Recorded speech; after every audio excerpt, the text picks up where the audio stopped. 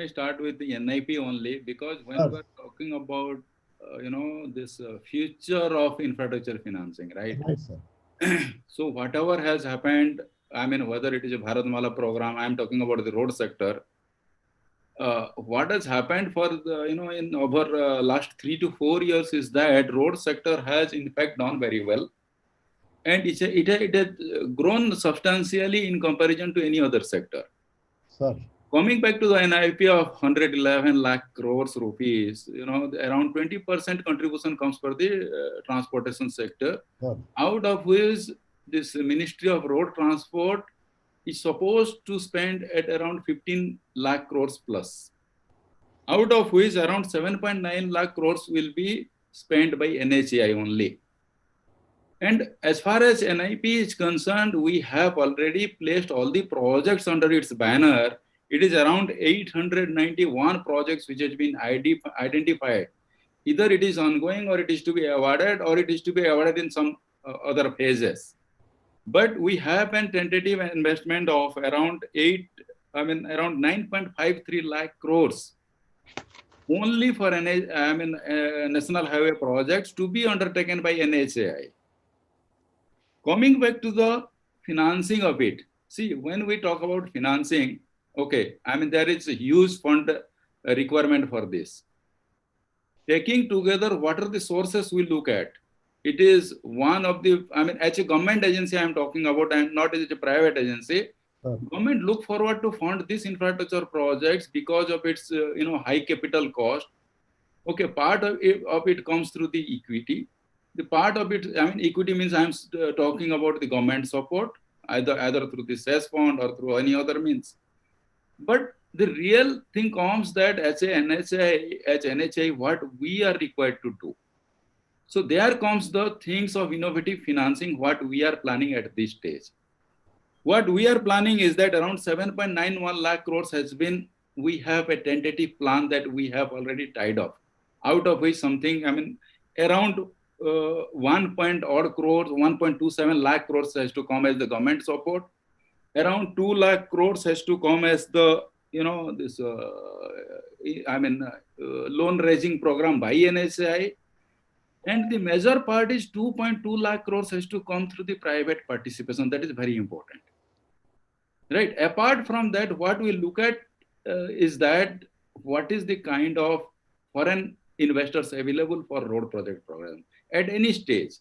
So when we are talking about all these three, whether it is equity, or whether it is a debt, or whether it is government support, or it is an investment by the private sector people in government funded projects. Coming back to the issues, what are the avenues available to us? See, there is a availability of cess from the government of India.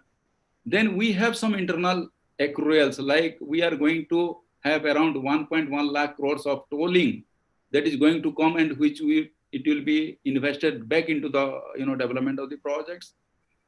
Then NHA has a 20 years of financial program approved by the board of directors. Then how we should move to fund all these projects, and everything has been pinpointed. It is a 20 years forecasting program for NHAI. Sir. Right? So that because we spend in approximately around 300 to 400 of payout a day, that turns about 1.2 lakh crores a year. So it is a huge fund requirement for us, and putting together all the resources also, and the kind of development it is happening, the kind of rapidness it is there, it is really your cloth is always short. So that is one of the reasons where we have gone for the other kind of funding. Then comes the kind of innovate what we are trying to say, whether it is off balance sheet funding, you can say, whether augmentation of resources in any other way, you can say.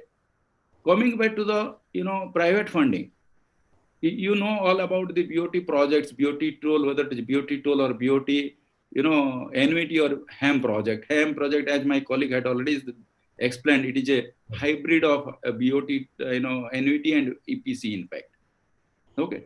Coming back to this market reality of putting the funds into the PPP mode projects. What are these, the stakeholders. What is the stake of the stakeholders, rather, I should say.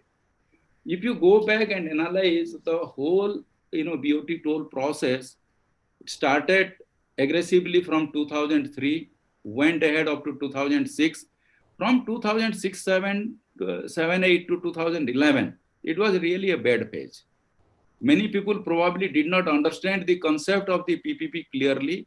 Sir. And, it was a miscalculation by every stakeholder, whether it is, my developers, whether it is my bankers, whether it is my, own, government setup. Probably we should have more proactive action to save this. And the result, it happened that after 2011, the BOT toll industry was into a dumb roll, I should say. Okay. Finally, we have probably learned faster than required now. And with the leadership of our Honorable Minister today, Right, sir. what is happening is that everything is being put into place. What Mr. Jaishankar was telling, what my other friends are telling, Sir. you see whether it is a policy issue, whether it is a proactive action issue, whether it is a project preparedness issue, NHA is on forefront. Sir, this is one question from one participant, Mr. Sudhir.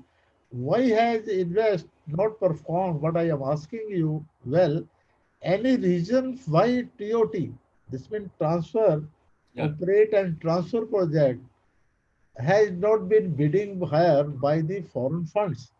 What are the reason you can tell us, sir? Toll, operate and transfer is not picking up, has not bidded higher by the foreign funds. Yeah, let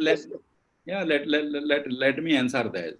Sir, Initially when we were preparing for the TOT projects, sir, the basic idea is to get big fund houses into the operation of Indian assets. sir, The very basic reason is that we are anyhow by all the means we are falling short of the required capital investment required for the road sector projects. So it was designed in a way that only big players should come, so that there is the sufficient fund is available. They can have an Indian partner to run this show, because Indian operations is always difficult in comparison to many other countries or states.